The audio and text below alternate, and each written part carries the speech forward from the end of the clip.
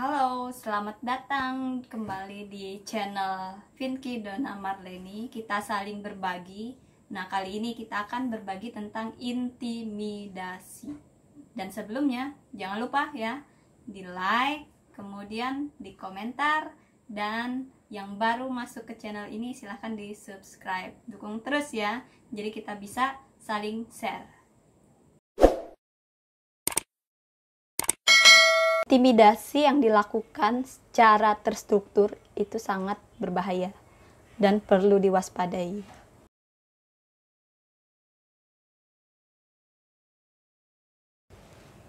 Intimidasi. Kenali tanda-tanda dan gejala intimidasi. Nah, intimidasi ini secara garis besar, jika kita lihat dari artinya di Kamus Besar Bahasa Indonesia, itu adalah tindakan, menggertak, menakut-nakuti, dan mengancam. Nah, itu yang dinamakan intimidasi. Jadi, waspadalah intimidasi di tempat kerja atau dimanapun yang dilakukan oleh orang-orang dewasa. Kenapa begitu? Karena biasanya kalau orang dewasa tentu memiliki kemampuan yang lebih untuk berpikir ya. Kemudian dia bisa mengendalikan emosi, kemudian penalaran yang lebih baik tentunya. Oleh sebab itu ya, jadi kalau intimidasi yang dilakukan oleh sesama orang dewasa itu sangat dan harus diwaspadai. Jadi untuk intimidasi yang dilakukan di lingkungan kerja, nah itu biasanya dilakukan secara sengaja.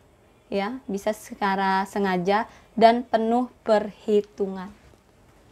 Nah, jadi hati-hati dan waspada.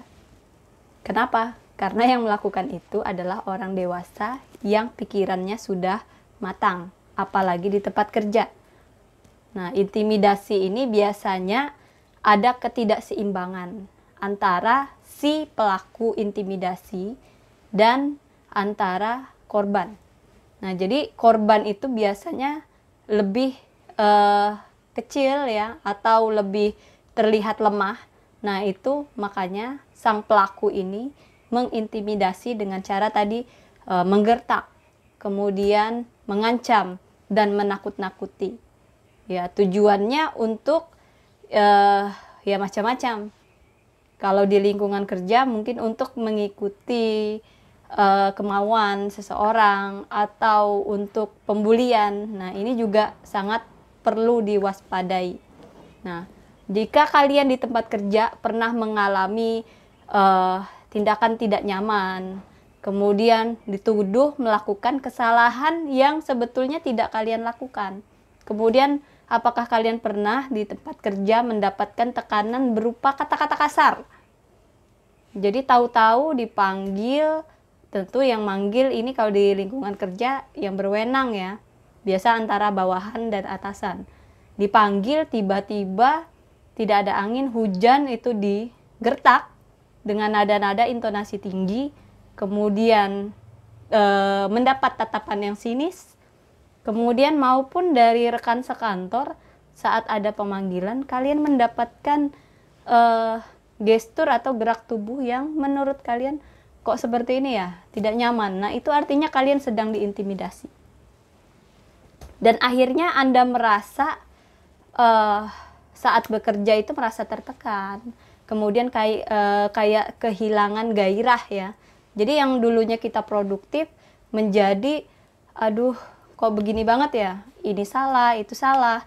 Target sudah kok masih aja kurang.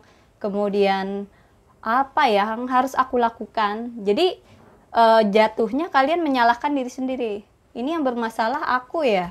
Ini yang gimana ya? Jadi kalian merasa tidak nyaman lagi. Nah, itu seperti itu. Nah, jadi waspadalah.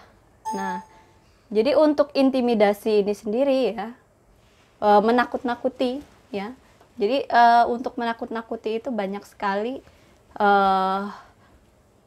kalimat-kalimat ya.